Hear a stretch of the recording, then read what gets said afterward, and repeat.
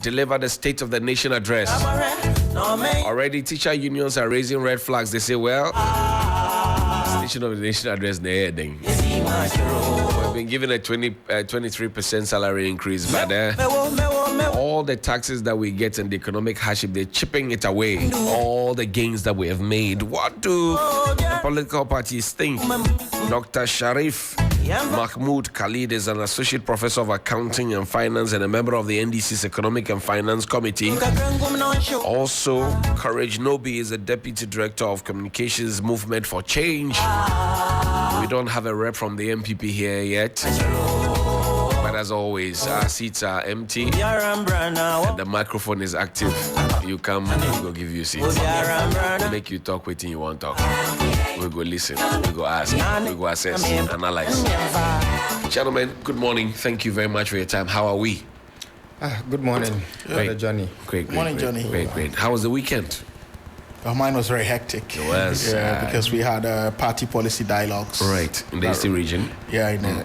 So we're in and around, and I was shuttling that between that and a convention in Winneba. So okay. It was a bit of a big movement. Yeah. What about you, Courage? I had a few engagements.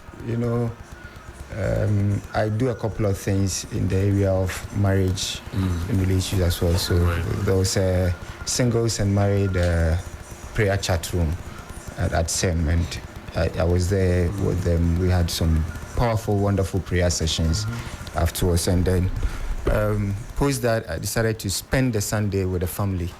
Very, very important. Yes. So family, yeah. Sunday, not going anywhere. The kids, they need the attention. Sometimes the politics takes you round, and then but trying to not lose that touch. Make sure that you do it. So that was it for me. It was good. Great. The president presents the State of the Nation address tomorrow. What's on your mind? Courage. Good morning. Good morning to you. Yes, good morning. I think I've come to the point where I don't expect anything from the current president and the government as a whole. I don't expect anything from them.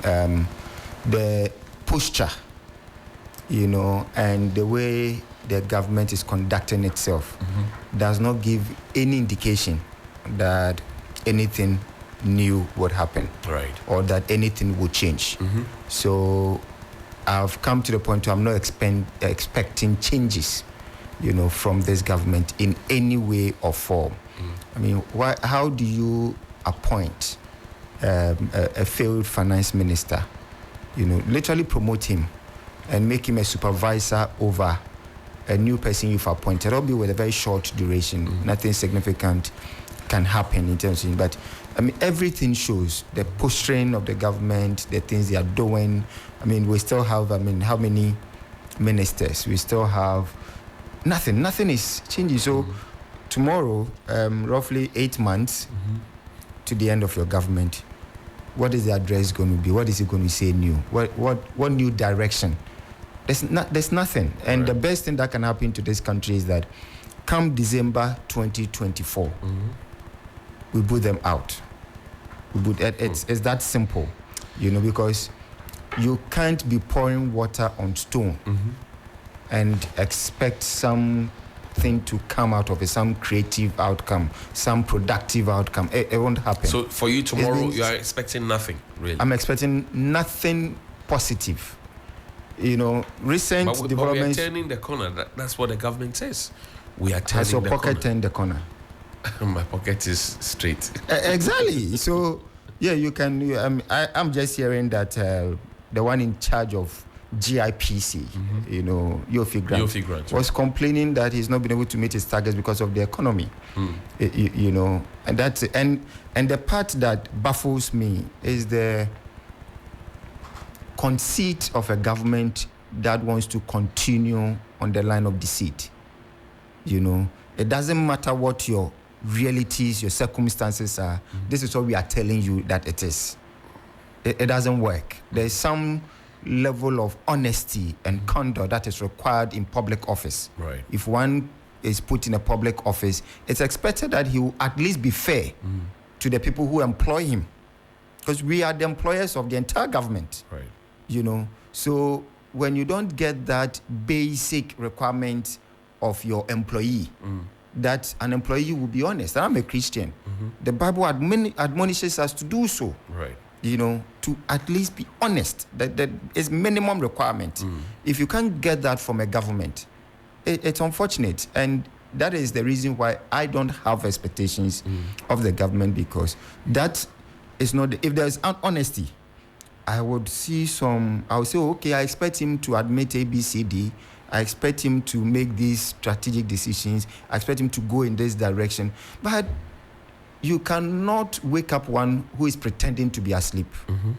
And I think that's the state of the government. Sean Kwesi Ashley is 1 year today. Happy birthday to him. This is from Robert Titakuma. I just sent that in. I'm sure he's listening to their conversation. He's enjoying it. Dr. Sharif, let me ask you as well. President presents the State of the Nation address. It's a constitutional requirement. It is a constitutional requirement. But what are you expecting? So I'm just seeing it as a tick box exercise. Because, I'll give you reasons why I'm doing this, or thinking from this perspective. You remember the infamous Sikam Pedede? That's right. L'Agent and Palabri. Yes. When he finished the address, what did he say? He promised Ghanaians that just as the COVID series, he'll be coming back to us to update us on the economy. That's right. Did he do that? No, please. Here we are. So what it invariably tells us is that the state of the economy is die. Now, you've created a super ministry, the very person that everyone complains of, right? Two, not be doing very well and ought to be removed from office. You decide to create a super ministry at the presidency. Take him there. He's in charge of what? Capital markets and international transactions. That's right. And that is where the meat of any Ministry of Finance is. So if you create that, check the letter that appoints him.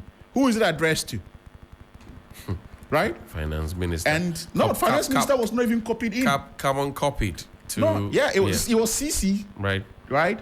To certain key people within the Jubilee House. That's right. Excluding the ministry. So what it invariably tells you is that the kind of power, and that's why I named the super ministry in quotes.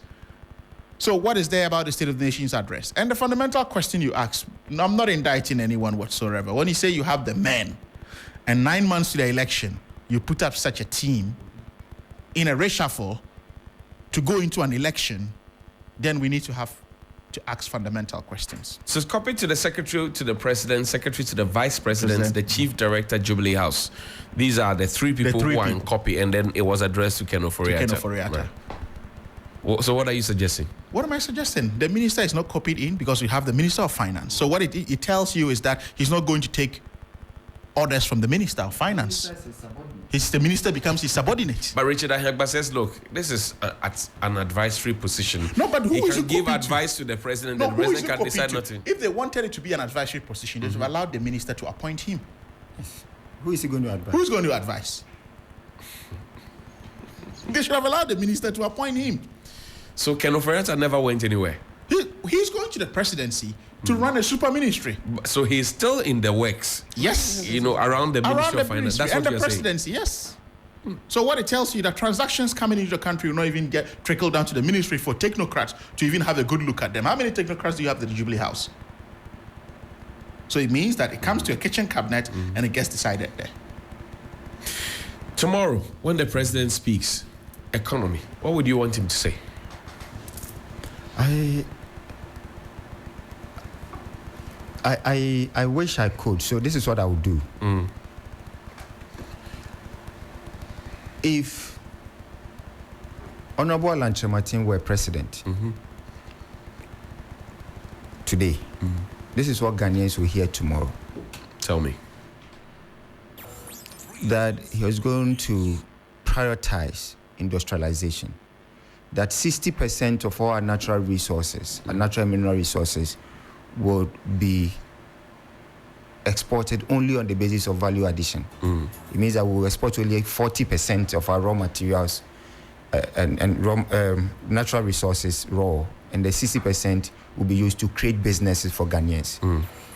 He would have said that he's launching the National Agricultural Revolution, which is going to see to it that we do large-scale commercial agriculture, facilitated and enabled by the government, albeit private sector-led. He he would have said that again to same policy. Immediately, he's starting the assembling of agric mechanization implements and equipment, tractors and all here, so to reduce their cost. He would have said that the government is going to create room and facilitate Operation Own a Farm, that every Ghanaian, wherever you are, even if it is a plantain you can plant in your backyard, gets into that. And but that's in the Planting for Food and Jobs document. Yes, except that we'll be hearing it from one who has a track record of performance. You don't believe Akufo-Addo has a track record of performance? No. Really? No. And it's purely on what he promised and what he's delivered. That's it. For me, that's what it's about. What I ordered versus what I got. What I got. That's it. So it's not about what I said necessarily or what I'm saying. So the only reason why Honorable Lanchamaten is the option to the establishment is that he has a proven track record from age 22 when he became manager at UTC, now Unilever, till today, whether in private or public service. He's proven that he's a doer, he's a performer. And that's why Ghanaians can take him serious for what he says. He would have said that. He would have said again that construction, infrastructure development is going to be his focus. And to that is going to be private sector led. He was getting the ministry and the agencies responsible to develop an inter-regional highway system that will make sure that at least every regional capital in Ghana across the 16 regions are connected by a highway system, in addition to the other smaller roads. He would have said that tourism is the fourth most important aspect of building the economy. And to that end, the tourism economy is going to be built in every place where there is a tourist site. And the local economy is going to be built around that to ensure that local people are active participants in that economy. They are beneficiaries, so that they have a cause to sustain and to keep it. He would have said that he was going to work with private sector to ensure that Ghana becomes the destination of choice for tourists outside this country. So concerning the economy, this is what I would have said. Of course, this could be expanded into a lot more because we will get into those conversations. He has 152 prescriptions for the economy. Alone? Yeah, for the economy alone. If you remember, 2nd of this month, we had the National Economic Summit at Movenpick, and there were 152 prescriptions that came out from these 4 key sectors within the economy. And that is what Ghanaians have heard. And he has a track record of doing that. So that's what I would be expecting to hear from a president. Right. If we had one that we could trust, if we had one who was a performer, if we had one who had integrity. Because integrity is simply doing what you say you will do. And if there are any contravening factors, any factors that militated against your being able to achieve that, you are honest with the people to say that, you know what, I said A, I've not been able to do it. I mean, these are the reasons. And in some cases, in fact, I apologize, for not being able to do it, ABC, and then we move. Okay. But we are not getting that from this presidency. You want an apology? Of course. Really?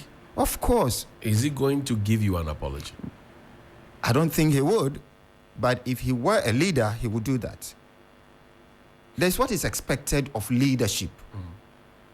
Of leadership. And we are not redefining. We are not, bringing up new concepts. No.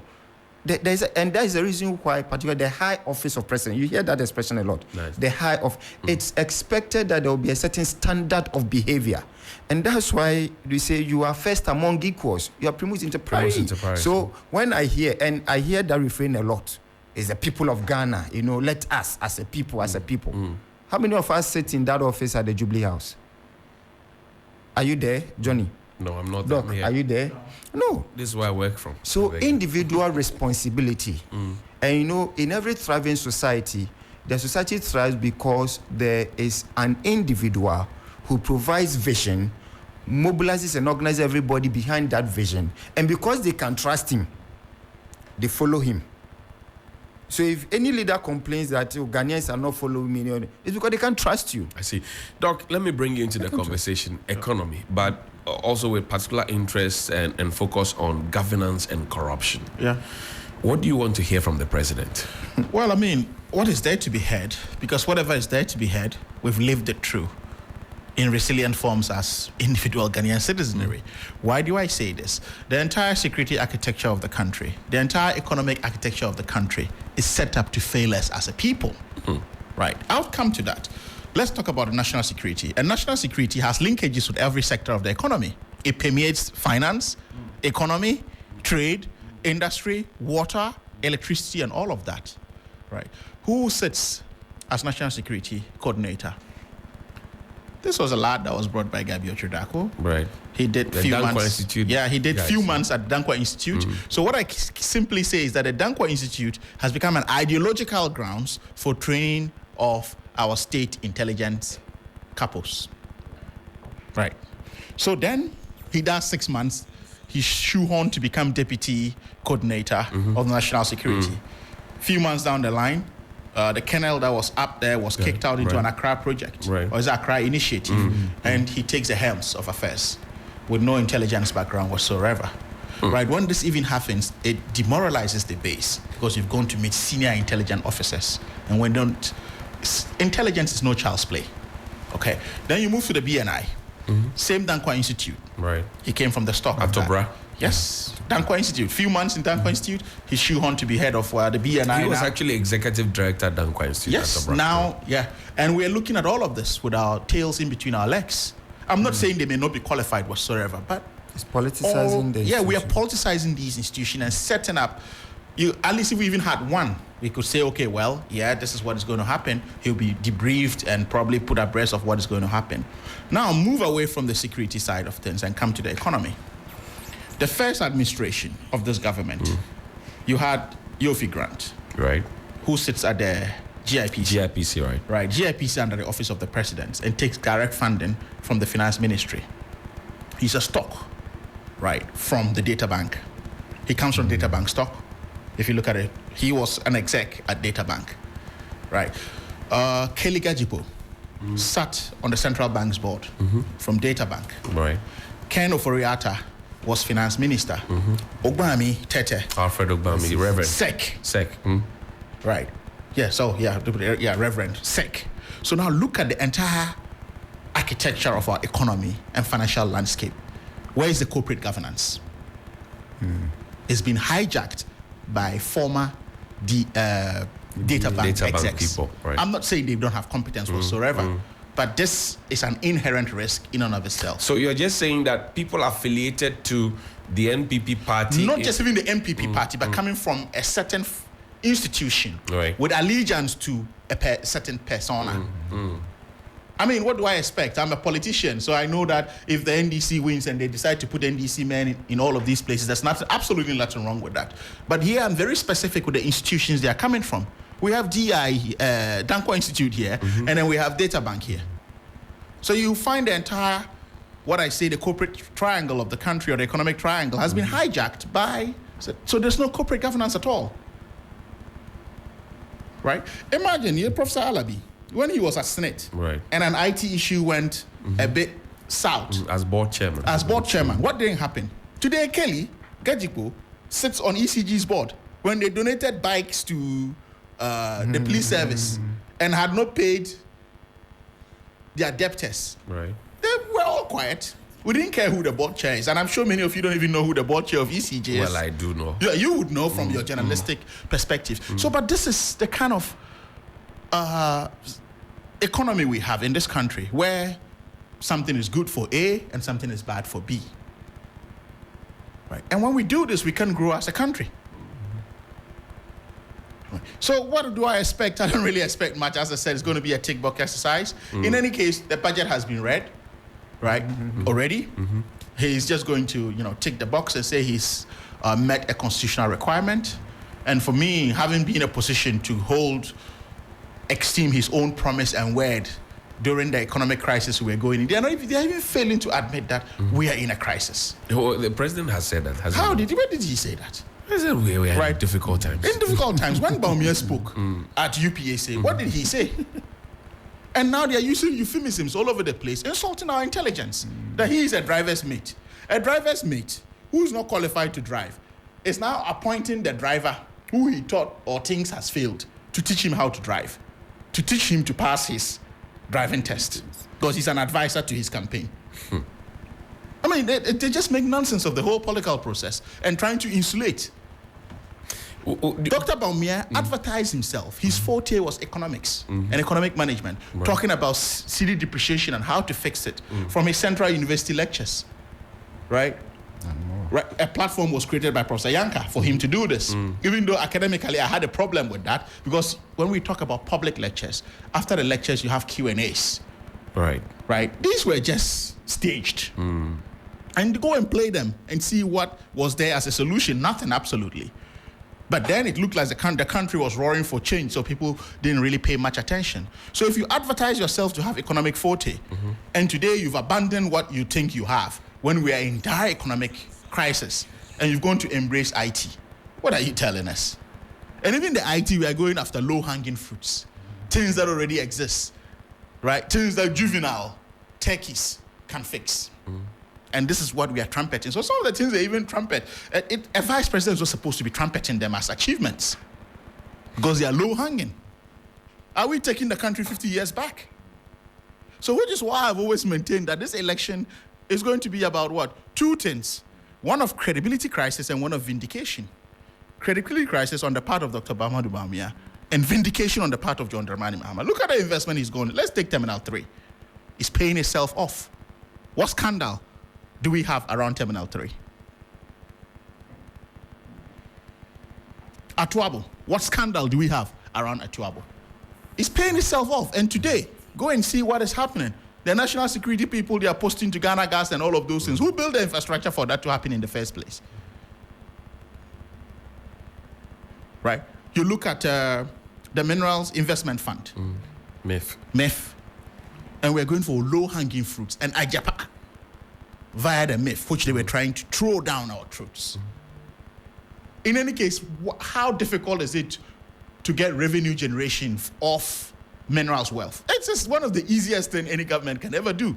So why do you think that trying to create an SML or whatever it is to go, the NPA is doing fantastically well in collecting revenues and the likes of that. But they go for low-hanging fruits to channel that into possibly campaign promises. Courage.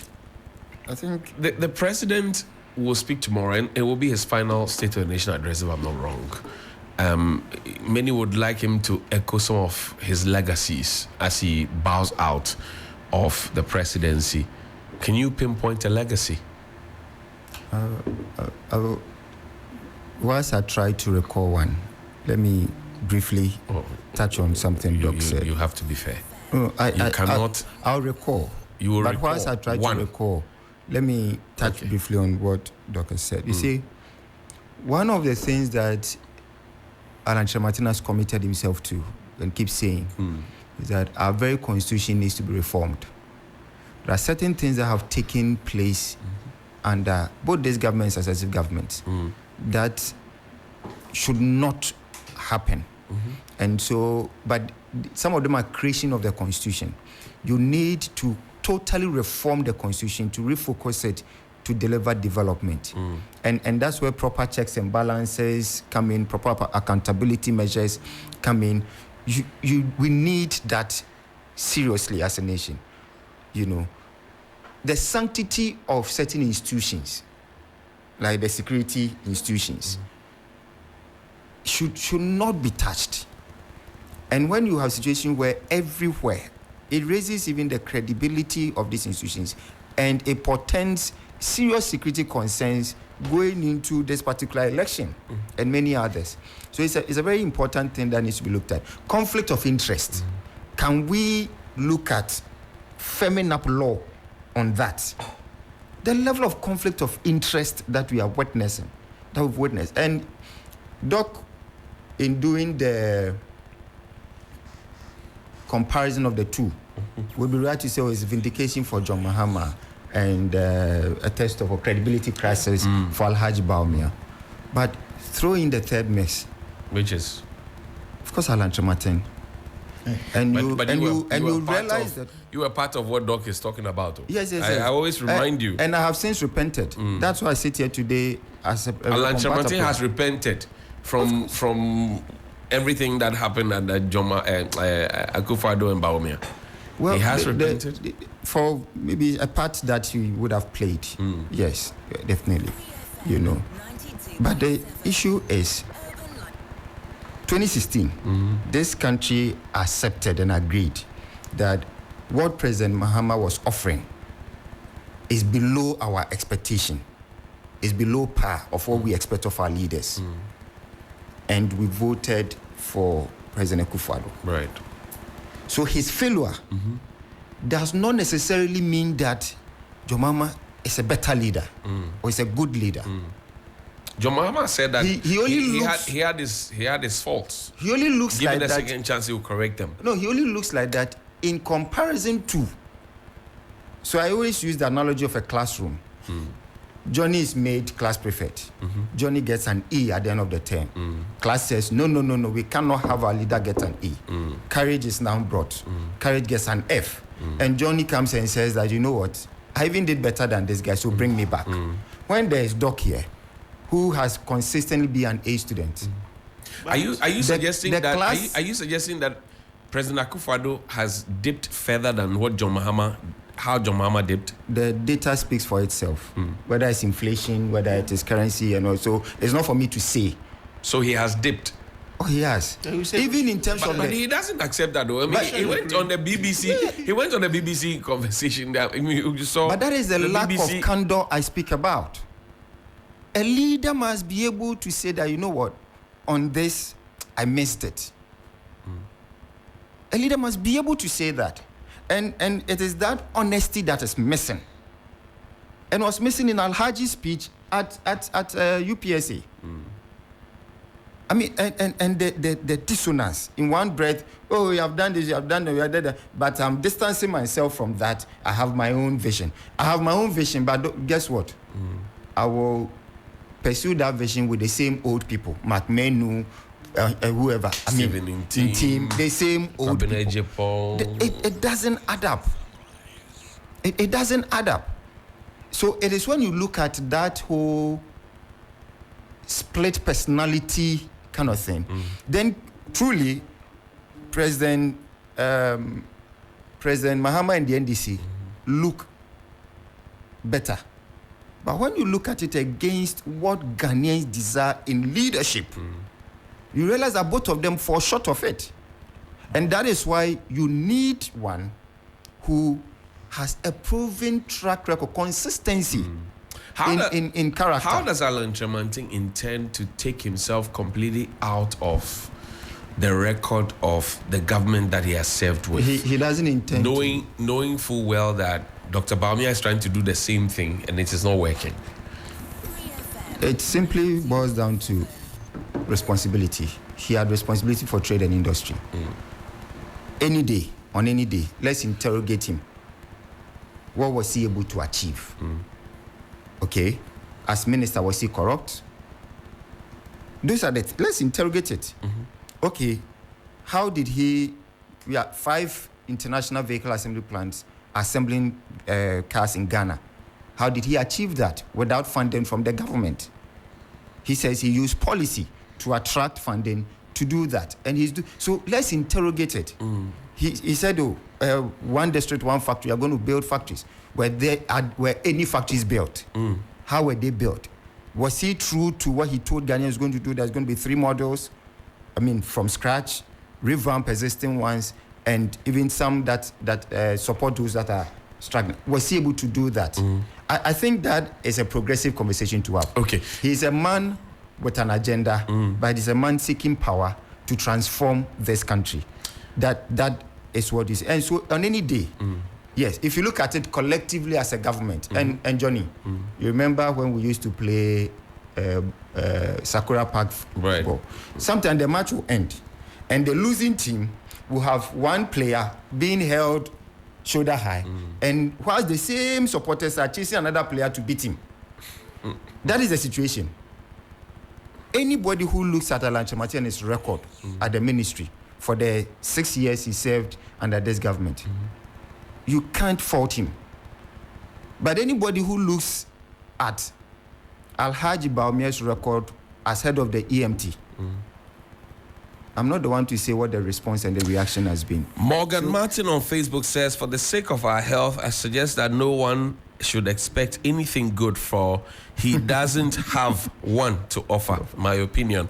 Johnny Jones says, ceremonial president. Yao Banka says, appoint new ministers. That's his expectation of the State of the Nation Maybe address. create new ministries. Benjamin Aseba says, what is he coming to address? We already know the real state of the nation. Nanja Sanja says, failed president. It is not necessary. Seidu Sadat says, we expect nothing but, well, he puts some printable, very fruity language. They just got another free microphone to insult Ghanaians again. And Sir Isaac says the expectation is the old story. Jonathan Dogbe says, I'm personally expecting him to blame the past government and COVID-19. Blame President of Ghana. Never takes responsibilities of his own actions. Ebo Razak just laughs. And Abasang Pius says, your everything is not important to us, so take note. AD Mission says, come to lie again. Johnny Jones says, nothing new. And Afroni Adiwazi says, what does he have? He's asking the question. Doc, these are comments on social media. Yep. Not a single one of them says that. I've remembered though. What did you remember? You know, the original Quickly, was 1 for me minute. to recall something. I think free SHS, remains a very good legacy.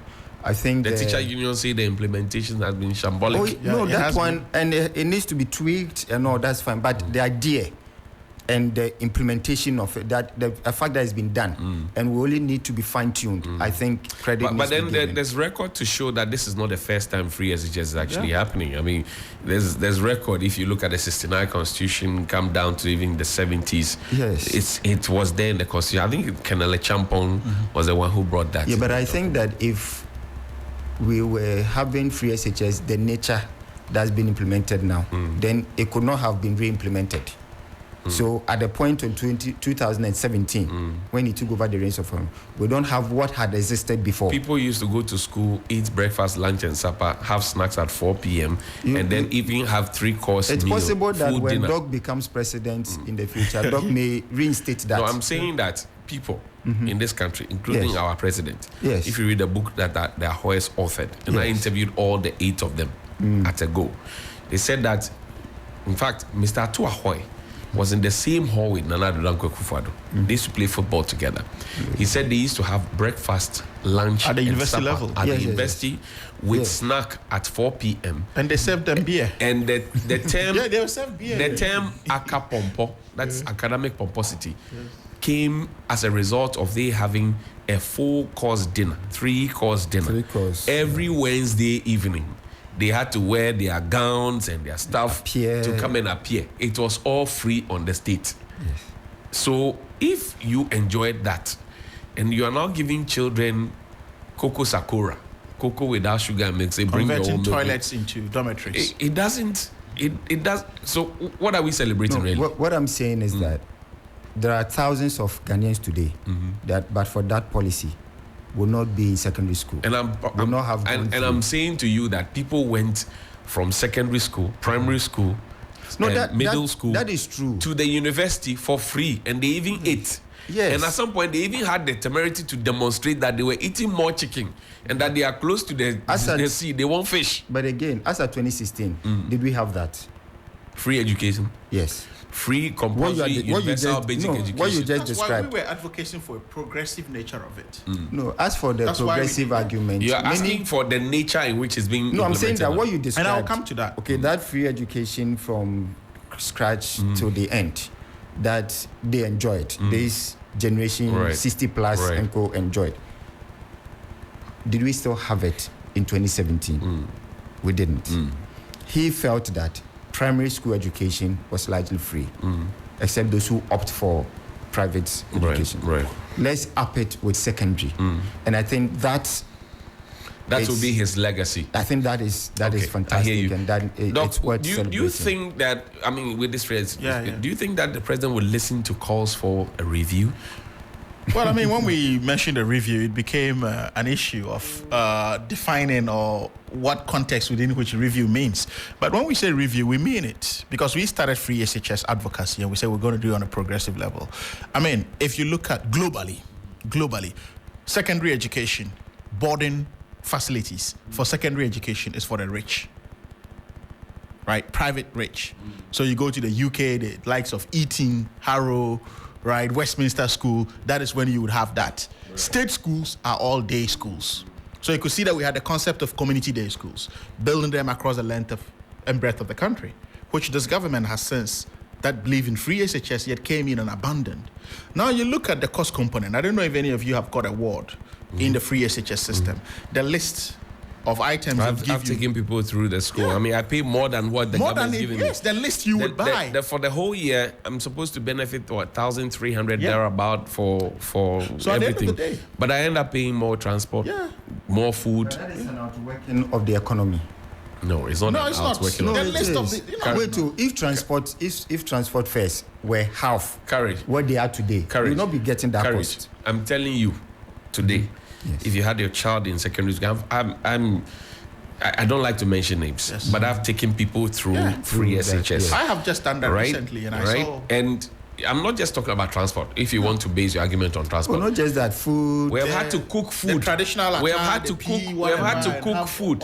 We have had to cook food, and take to the schools for the children to eat, because the school in the food is rubbish. Okay. And the food is not sometimes even available. In one of the schools, they ate rice porridge or rice water in the morning. They ate jollof in the afternoon, and then they will eat plain rice in the evening. For a whole week, it's just rice. Rice. Then on the days when they have maize, they will do oblayo, right? Rocks, the maize, breakfast, and then they will do banku, and they will do kenke. So it's just like as for the implementation and again, so the challenges. I've had occasions where some of the kids I was taking care of, they said bring your own sugar and your own milk. So I have to buy sugar and milk and go and give the children, because they are giving them cocoa without milk and sugar. I don't know, Courage. I'm sure your boss, Alan Trementin, has kids now. Yeah. Right? Have they gone through the free SHS system? No, they are all done with university. They are grown ups. Where did they have their Achimota school? All of them went to Achimota School. Achimota School. Right. So I'm going to come to that. So Achimota School. If you look at the first class schools, so-called the Wesley the girls, A-list schools, the A-list schools, Academy, Persec, all of those that can afford, right? Even private education, when they get access for their kids in these schools, they are happy, right? They feel that is much of a better alternative than even taking them to the GIS and SOS and the likes of that, right? But I've always challenged journalists to even run this simple research to see which government appointee or top-ranking government official and where they have their kids in. Most of them don't have their kids there. Through the system. Don't start it. Yes. So you have to believe in a system. Jerry Rawlings, when he introduced the JSS system, where were Kimati and co? They are on Morning Star. That's right. Morning Star was part of the JSS system. And that is a belief, a buy-in into that system. But the Morning Star of those years is Tema International School of today. Is Association International School of today. Morning Star is still Morning Star. You know when association has been existing? No, but you know when association... in terms of the program, what do you call it? SOS? In terms of the stature. I used to be in education. How long has Morning Star GIS been existing? So I'm talking. How long has GIS been existing? I'm sure he's making reference to the fact that there were some good public. But Morning Star is private. Relax. Yes, it's private. So but you introduce a system that takes I went to a private a standard exam, right? Like BEC. So if you, for example, go to Akosomo International School, you may not necessarily take BEC, or if you go to Ghana International School, you would go and write GC, SEs, International Baccalaureate, all of those ones. But then he's talking about the system, because when you go to a regular secondary school, you are at Wasi. Wait. So if you go to President Rawlings lived where? Where did he live? At a castle. Okay. In a one-bed apartment. Osu. Yes. Were there public schools in Osu?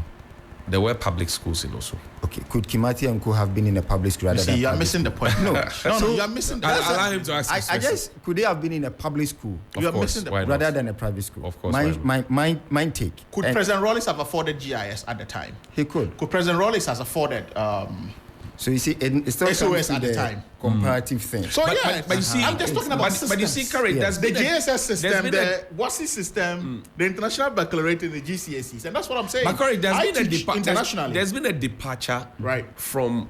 Look, your Minister for Education, his children are of school-going age. Yeah. His children don't school in Ghana. No. I remember that some of the 10 people who wanted to put themselves up for flag bearership, their children have never been in school in Ghana. School in Ghana, yes. Sometimes they even rub it in our face. They say, "Oh, my child just graduated from it." They take photos with them. They share on Facebook. That's what they. That's what I think Doc is talking about. That Yeah, that's what I'm look, talking about. you implement a system. Yeah. You make so much noise about it. You tell us how much you are putting in, how successful the system is. wait. But your children are what not I'm in the saying school. is that when you say free the executive, standard behavior, just a simple just one. a second. Ashraf, President Mohammed's kids, Yes. where were they school? Where? Where they TIS? And when he became vice president, he moved them to the UK. They were TIS, the vice president, Alhaji Bam. You see, what we are His saying. kids also in the private system. My issue is that, and that's the challenge mostly I have with the NDC and the NPP. And I've had calls with Dean. We have not advertised free SHS as a magic No, it's wand. not Right? advertised as For a me, magic even wand, with but free the SHS, standard behavior. Johnny, no. When you say these examples you are making, are neither here nor there. You know why? The ordinary free SHS that I would like to see in practical terms should be one devoid of even any minister's son accessing free SHS in Achimota or Wesley Girls. Of Because course. it has to be based on means testing. Sure. Do you get where I'm coming from? So if any minister son was to go to Wesley Girls or whatsoever, but they have to means test the person And pay for say it. there's affordability, you are out of the system. Right? No, you But are part- you are in the part of the system. free SHS, but you don't go the free You don't- SHS yeah, way. you You are pay. part of the system. Do you get? So that means that you're not part of the free SHS system. So the free SHS system means that affordability, and they're paying for it. So what you're saying is So what that I'm saying- if their children were part of the system, The system, they will they feel shouldn't the even have to pain. pay. But They will that- feel the pain of that other fixing parents, things, But right? that argument is true. When I grew up in Tema, growing up in Tema, I know Sakumono. There are a lot of ministers in that estate. Decks and all of those Yes, schools. and Community 5-star, and these were basic schools. 8 number 1, which I attended, and these were good public schools. Yeah, and you had Garrison- classmates. Garrison basic schools and Yes, all and of that. That's They were- right. they were You trying had to- classmates with MPs, ministers, Yes. and the like. So it's true. Yeah. But my issue is that the same person he speaks for, President Mahama, did not think that the basic schools under his administration. No, when you say did not think, Were- I Are don't you, Well, are you saying enough. that Alan Public Jamantin's schools were children good. went to holy Ghanaian schools? They never schooled outside. Achimota School. They From never Achimota, schooled where did they anywhere. go to? I don't have the facts You should on know that. your Yeah, boss, but- where your boss's kids went to Yeah, before no, you put for out this the, argument. for the university. Yeah, that's also important. He Yeah, doesn't but believe for in the our Ghanaian university, universities. I don't. But at least You should know. from basic Courage, then don't make all this the way to comparison. secondary. You know when I it was when I Achimota was School. growing, I went to a typical Saito school. Yeah, myself. It's number 1 basic school. Parkway Asare, BBC Journalist of the Year, Yes. and all of that. We went to a typical Saito school, Kanesh Anglican GSS. So there was Kanesh Anglican GSS. There was Bishop. There was Awudome. Awudome, You could count about 8 schools within the space, and we're competing with St. Teresa's, Yes. Prince of Peace, Yes. God's Grace International, PEP, all of that. Because the teachers were motivated. Today, the standard system in was those good. basic schools have Yeah. dropped. Yes. We're getting 10-1s, 8A, 8-1, 808, and all of that. People in those schools were also getting, so we could compete for the A-list schools. Today, the situation is totally different. Yet, So times have changed. I mean, T.I. Madia JSS in WA was top Right. of his class compared to all the private He schools. wouldn't have been a PhD holder. but you get realize that the conversation is not just fixated. The challenges is not just for secondary. So even at basic, No, but I'm coming. we still You see, have so but the go back to term the basic. management Courage. of the educational Courage. system. To be fair, the basic these days go around. It's only the kids of the downtrodden that are in the basic. in the public schools. In the public yes. schools, They're all in the right? private Anyone who schools. can earn a salary above 2K, 3K, Goes to regardless private of wherever else they get the source from, take them to other private schools that are not even monitored. You're in education. You know what I'm talking about. We have private education, private institutions that are not monitored in terms of content delivery, in terms of quality of teachers and the likes of that. Well, to the credit, you know, the National Inspectorate, you know, the GES, which used to be such a huge, it has been broken down. Right. And so that is also one positive thing in the education management, where now there are agencies with specific responsibility. Fantastic. One of which is infrastructure and instructional and all of that. But what I'm saying is that the change is good, right? How the change is being implemented is not the best. Yeah. Right. So it needs to be tweaked. We are all But then is the government listening? No, but we have agreed on this platform. Yourself and myself. This platform is one. The people who will take the decision, are they listening? But I said that we've agreed I'll on give you an several example. Courage. They will not listen. Courage. I They teach don't at the listen. international level. Right. Right. When we say Russell Group universities, we mean the Ivy Leagues Ivy That's League, right. of That's the right. UK That's right. compared to what is in the US. To get into any of these, the Oxford, the Cambridge, the Sheffields, and the likes of that, with the JSS system and through the WASI, Right. you can't get in. They want GCSEs Yes. or international baccalaureates. So you are already Or cut you- off. So you're already cut off Right from from the the international beginning. competition. Or you take the SAT. Or you take it, the SAT. the or something. So in standardized this case, test, yeah. where are we even? I've heard you would know this better than me because that's your field. PISA rankings that we're going to get involved. I wonder what criteria we We're would going use to to use get to get in. to meet the PISA But rankings I and the likes think- of that. I think and the- again, courage, numeracy and literacy skills is the effective Effective. framework for testing That's the the quality of foundation. education. Where are we with numeracy and literacy skills? I think Right? I always say that my father's generation, they speak and write better English That's right. than mine. That's right.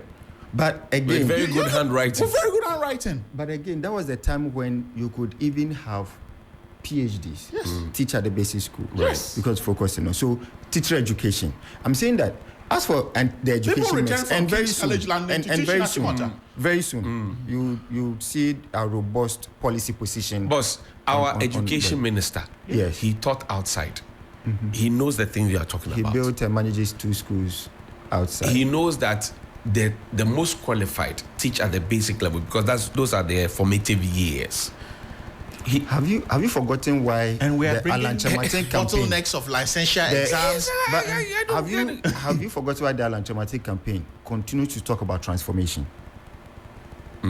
Not these piecemeal changes. Transformation. And that is why we want to begin with the very basics. And that's why you see we've had a whole summit on the economy. There will be others to follow, so that you are clear in your mind. I'm saying that on the economy, we have 152 prescriptions, so that you are clear on your mind what the position is and what we think ought to be done. Okay. And why we always say that Alan is the best person, because see, this is the one man in the entire context who says, I have a plan. This is my plan. All that we are discussing is a result of no plan, just manifestos, and sometimes a tap in the tie promises of the CAF. It doesn't work. Your flag bearer says he has a plan. 24-hour economy. Yeah, 24 hour. He doesn't say he has a plan. There are questions that have been asked What? Yes. about 24-hour economy. Yeah. Say if you want to make an NDC communicator angry, ask him to explain 24-hour economy. Ask me. Ask me. So now I ask you. Yeah. What is the 24-hour economy that you people have been disturbing you have you walk see, here, you have campaign? When we What talk is about it? when we talk about the 24-hour economy, we view it from a dual-pronged perspective. We've got the demand side, we've got the incentive side of it, right? So the demand side means that the economy already have existing operations that is demanding a 24-hour economy, like passport services and the likes of that. Some people are unable to travel because they need an emergency passport and they're unable to get it because of. So we are saying we can make tweaks to the public sector regulations and laws, right? Institute training measures and the likes of that to have, civil servants within the passport division working 24/7 in the provision of such a service. That is like a demand side we can talk about. Incentive side, you and Courage are all very modern, existing Ghanaians. You know Aduanepa. Aduanepa in East Legon runs 24/7. Right. Does it not?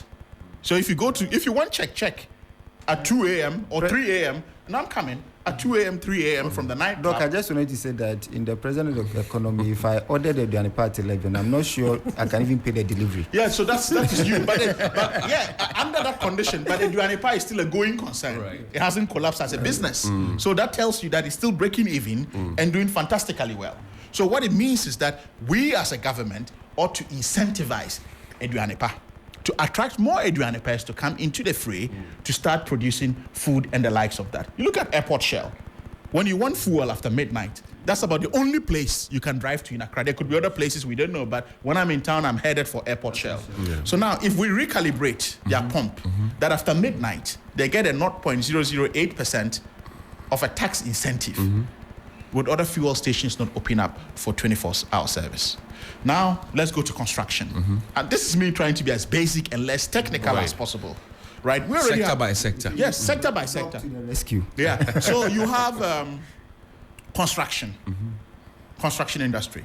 You're driving home at night from 6 p.m., 7 p.m. There are potholes. You go home to sleep. In the morning, you have construction workers that work along across the clock, filling potholes and the likes of that. You drive on a posh road back to work in the morning. Would that not be a functional 24-hour economy? And when we talk about a 24-hour economy, people get a bit conflated.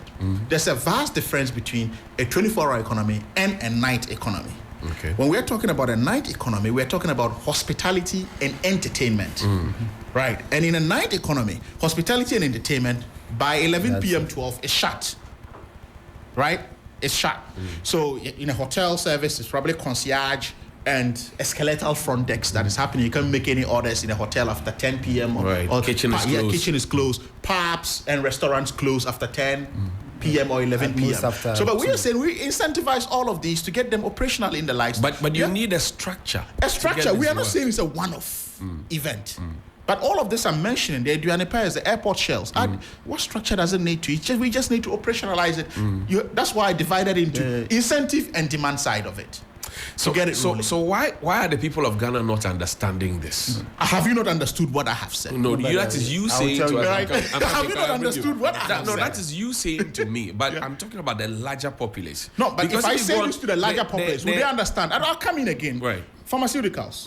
You may find something happening in Osu with other pharmacies that are running 24. Right. Yes, but they need to. Look, they do. Yes, and I'll give you an example. Flexstar, in the developed world, right, somewhere in the UK, when they were beginning to start this night economy thing, shops, for instance, like Asda or Tesco's and the likes of that, they say, okay, well, late Tuesday or 24-hour Tuesday. So what it means is that on Tuesdays or on Thursdays, we're going to go 24 hours. And you should see, because if I was working on Tuesday and I have a flight to catch the following morning, I could relax at work, do whatever I have to do till midnight. When on my way home, I drive past a Tesco's or a Sainsbury's and buy whatever, because I know it's a Thursday and this is going to happen. Do you get where I'm coming from? So these are the things we're talking about. So we look at it from a sector by sector perspective, but look at it from the demand. How are the people of Ghana accepting this? Yeah, with what I have communicated. Are they ready? Why not? Why would they not be ready? Because we're going to look at security alone, what we may generate. We started all these security CCTVs, cameras all over the place. It's in readiness for things like 24-hour economy, because security is important. It's at the heart of it and integral. So what it means is that we need more security analysts to operate these things. We need more patrols to operate this. But eventually, as I said, it's a gradual process. We are looking at a 24-hour economy where you have lorries running up and down the country, ferrying goods into supermarkets, ferrying proceeds from farms, from farms into shops and into factories and the likes of that. That cannot happen in one-off perspective. That has to be a gradualist perspective. And but then there's a public trust of John Mahama. Yes. Is he trustworthy to be brought back to bring this not in comparison to Akufo-Addo? If you're talking about the trustworthiness of John Mahama, I just mentioned 2 key projects that are paying off, or even 3. The Dubai project, Circle Dubai. Right. It was a mess. Who fixed it? President Mahama. Echuabo gas plant. You go to paying itself off. Today, look at the books of Ghana Gas and compare the books to GNPC and see who is doing well and the sort of projects they are involved with. Building processing plant. And today, this government, instead of augmenting or adding megawatts to grow the sector, you are rather moving a batch that will cost millions to Kumasi, to the taxpayer. Is that how we develop? Look at T3. It's paying itself off. And the surprising thing is that each time I touch down or I'm about to go into the UK, I just go like, the population has outgrown T3 already. You see the numbers on a daily basis, not like even special days. The numbers at the airport, the parking even becomes a problem. But that was visionary of President John Dramani. I see. So if you talk about trust issues, there is evidence to it. I see. There's a legacy. Courage. Why are people not accepting the 24-hour economy? Okay, so because I'm a But participant. ask Courage if he's now convinced that we can deliver 24-hour economy. Not that. You are not convinced. After what I've told you. Not even that. But are you convinced? No, what Doc has said, I understand. Okay. I understand it. Has he convinced you? Doc was talking about. Has he convinced you? No, he hasn't. Okay. And he hasn't because he's speaking for President John Mahama. And you don't think that he is qualified to come back? No. Okay. You see, he spoke to certain outcomes, but the outcomes don't just appear. It takes something that will lead to that. I grew up in Tema. Tema, Committee 1, Casino, if you're familiar with the space, has a very thriving life 24/7. But that is, nightlife. Yeah. But that is only because the economy in Tema, demanded that. It demanded that because this was demand and incentive. No, but I'm saying, but that was because this is an industrial city.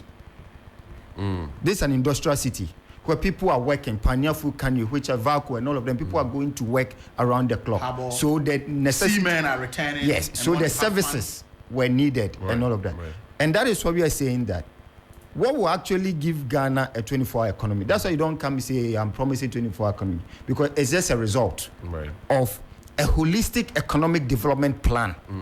You don't tell people that run this, run that. No. The demand will stimulate it. They will know that they will need to structure But you have to create that demand, don't you have to? No, you don't have to. In the form they are talking about. For example, he talks about buses, trucks, moving goods from the villages, farm gates and all of that. If you don't have at least an interregional highway, you're not going to get that. Remember Cocoa Road if you don't have Cocoa Roads was not delivering anything, and it's the kind of Cocoa Roads was not delivering. It was. You see, the kind of bold initiatives we're still doing Cocoa Roads. Yes, but again, with Cocoa Roads and the NDC, Cocoa Roads and the MPP, where are we? Oh, seriously? The vision is not bold enough, and the vision is not backed. So you would stop constructing Cocoa Roads. What are you saying? I want to understand you. Away from the tax, what I'm saying is that you have a plan that says that Answer my question. No, you have a plan that says that on infrastructure. One, we need to prioritize interregional highway. 2, we need to look at dualizing our major roads. Check our 3, highway record. What is your challenge with Cocoa Roads? No, it's not that I have a challenge with Cocoa. I'm saying that the vision is usually too myopic. It's not bold enough, and because it's not bold, it does not deliver transformation. So now, and I'm not saying something futuristic. I'm talking about what we saw. So if I get you right, you said you understand what Doc said about the 24-hour economy, but because it's coming from John Mahama, you cannot accept it. And even how it came. How? President John Mahama met TUC. There he speaks about what he wants to do, and then an off-the-cuff comment. Goodness that check page 105 of the NDC's manifesto, the previous manifesto. 24-hour economy is there. So it's not page the what? cuff thing. 105. Page 105 of the NDC's manifesto. Yes, that's 24-hour economy. Yes. But you can't wish a 24-hour economy. We didn't wish it. You can't say 24-hour economy. The thing is that what plan do you have to build an economy that will require systems to run 24 hours? Okay. And that's what we are proposing. And that is what now exposes. And the reason why you say people don't understand you. Yeah. But you understood me. Johnny understood me. What is the John Mahama plan on infrastructure? What is the John Mahama plan on the economy? That's not plan. We need to go. We need to go, gentlemen. Your flag bearer has been crisscrossing Accra. Yes. To be fair to you, because I've spoken about 24 economy, I've spent some time. Tell me, why is he crisscrossing Accra? The entire Alan Tremartin agenda is about 2 things: jobs and cash. He wants to create jobs so that people will make decent money to have decent Alan Cash. Yes. Alan Cash still have cash. he creates jobs and cash. That's what he's been doing since. So if they are the Kasaprekons and all of that, is because they benefited from him. What he is doing is going to the market. The markets remain the economic base of our country in terms of keeping us afloat. And the sacrifice of these people is what keeps us. And instructively, when he went to Abosiokai, where practically is the hub of spare parts, he told them that he would do just 3 things. Immediately he's president, he will give them 6 months, all right, stable import duties for spare parts. That if you are importing spare parts, the duty will not change.